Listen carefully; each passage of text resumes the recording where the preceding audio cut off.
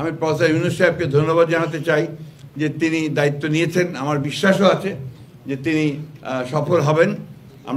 আসুন আমরা সবাই মিলে তাকে সাহায্য করে, আমরা নিজেদেরকে সাহায্য করে আমরা সাংবাদিক। তবে একটা কথা, যে আমি অত্যন্ত আশাবাদী, আমি বিশ্বাস করি যে আমরা সবাই যদি আজকে এইটুকু বুঝতে পারি যে আমাদের দেশটা আমাদের, এর ভবিষ্যৎ আমাদেরকে নির্মাণ করতে হবে।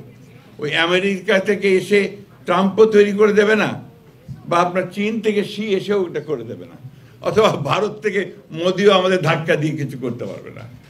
এই যে বিষয়গুলো, এটা আমাদের মধ্যে, আমাদের মনের মধ্যে, আমাদের অন্তরের মধ্যে গেঁথে নিতে হবে।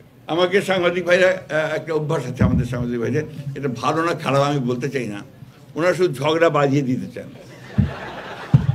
আপনার দেখবেন টকশোতে যারা অ্যাঙ্করে কাজ করে, ওর কাজ হচ্ছে শুধু ঝগড়া লাগিয়ে দেওয়া।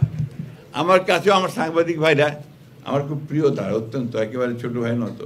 আমার কাছে এমন একটা বিষয় পাঠিয়েছে যেটা নিয়ে কথা বলতে বলেছে, কিন্তু আমি তাদের হতাশ করছি যে আমি সেটা নিয়ে কথা বলবো না, কারণ আমি এটা বলতে চাই না।